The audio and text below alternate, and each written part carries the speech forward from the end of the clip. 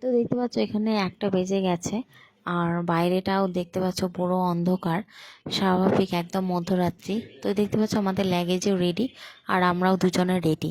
আর আমাদের টোটো চলে এসেছে একদম ঠিক টাইম মতন। তো আমরা রওনাও দিয়ে দিই, আর দেখতেই পাচ্ছ আমরা টোটোতে উঠেও গেছি। তো আমরা দুজনেই আছি। তো আমরা টোটো ধরে ফার্স্টে রথবাড়ি চলে গেলাম। তো রথবাড়ি গিয়েই আমরা বাসের জন্য একটু ওয়েট করেছিলাম, একটু লেট ছিল বাসটা, কারণ আর হ্যাঁ অবশ্যই বলে রাখি যে আমরা ট্রেনে না বাসে গিয়েছি। তো আমি এখানে বসেছিলাম, একটু ওয়েট করতে করতে চলে এসেছে বাস, আর আমি বাসের ভেতরটাও তোমাদের দেখাবো। এত সুন্দর, সত্যি কথা বলতে আমি এতটা আইডিয়া করতে পারিনি, তবে আমার বর প্রথম থেকেই বলছিল যে বাসটা খুব সুন্দর।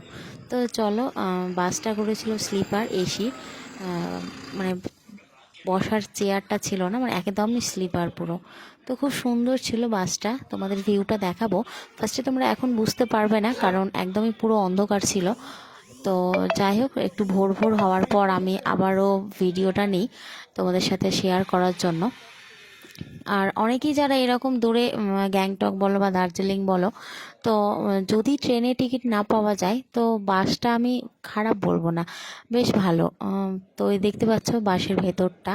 এখন আমি রাত্রেবেলা, মানে যখন আমি উঠছি রওনা দেওয়ার জন্য, তো সবাই যাই হোক আমাদের ছিল এই শেষের দিকেই। তো ভেতরটাও খুব সুন্দর। তো তোমরা এখনও অন্ধকারে বুঝতে পারবে না, ভোরবেলাটা দেখাবো তখন বুঝতে পারবে। তো বেশ মজা লাগছিল আমার। ভেতরটা কি সুন্দর, মানে বাসেরও এরকম হয় এত সুন্দর, সত্যি আমার ধারণা ছিল না। তো দেখতে পাচ্ছ আমরা বাসে উঠেও গেছি, আর বাসটা রওনাও দিয়ে দিয়েছি শিলিগুড়ির জন্য। তো এই বাসটাতে আমরা শিলিগুড়ি আসবো ফার্স্টে। তো মাঝে এইখানে ডালখোলা নামে একটি জায়গায় দাঁড় করিয়েছিল। তো ডালখোলায় একটু আমরা ফ্রেশন আপ হয়ে একটু চা খেয়ে নিয়েছিলাম, চা খেয়ে নিয়ে আবারও রওনা দিই। তো তারপর এই দেখতে পাচ্ছ, তো দেখতেই পাচ্ছ যে একদম ভোর হয়ে গেছে, মানে 5:30 তখন বাজে, 5:30 নাগাদ কি 5:20 মতো। তো দেখতে পাচ্ছ অনেকটাই মানে সব বাসগুলো এসেই এখানে দাঁড়াচ্ছে, আর এখানে বাইক রাইডগুলো সব দাঁড়িয়ে ছিল, যারা বাইকে করে দার্জিলিং বা গ্যাংটক যেখানেই হোক যাচ্ছিল। তো যাই হোক, আমাদের চাটা শেষ করতে না করতে আমাদেরও বাস রওনা দেওয়ার জন্য মানে হয়, ডাকা হয়। তো আমরাও তারপর উঠে যাই। আর এখন তোমরা বাসের ভেতরের ভিউটা পুরো দেখতে পারবে, যে খুব সুন্দর ভেতরটা।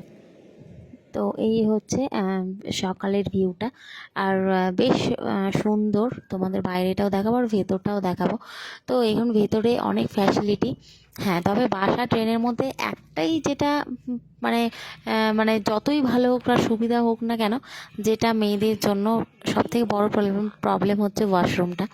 তবে ভালো, ওরাও মাঝ রাস্তায় একটু দাঁড় করায়।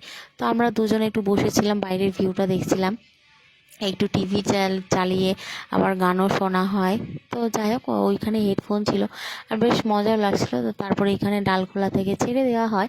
তো যাই হোক, আমরা এই টুকটুক করে পৌঁছেও যাই শিলিগুড়ি থেকে আবার আমরা গাড়ি ধরেছিলাম, যেটা তোমাদের নেক্সট ব্লগে দেখতে পাবে তোমরা। তো আমার ভিডিও দেখতে হলে, প্রতিনিয়ত দেখতে হলে আমার ফেসবুক চ্যানেলটাকে অবশ্যই ফলো করো, আর যারা ইউটিউবে দেখছো তারা অবশ্যই সাবস্ক্রাইব করে দিও। তো এখন দার্জিলিংয়ের ওয়েদার যদিও খুব একটা ভালো না, এসে দেখলাম বৃষ্টি হচ্ছে, তো কিছু করার নেই। তো তারপর যাই হোক, আমার শিলিগুড়ির মানে ঢুকে যায়। তো দেখতে পাচ্ছ এখানে প্রচুর চা বাগান, আর খুব সুন্দর লাগছিল। তো আমরা শিলিগুড়ি নেমে আবারও একটা গাড়ি ধরে নিই। তো যাই হোক, এরপরে আরও একটা ভ্লগ আসছে। তো কেমন লাগলো এই ভিডিওটা তোমরা অবশ্যই কমেন্ট করে জানিও, আর কে কে দার্জিলিং ঘুরে গেছো সেটাও কমেন্টে জানিও। আজকের মতো এইখানেই, নেক্সট ভ্লগে দেখা।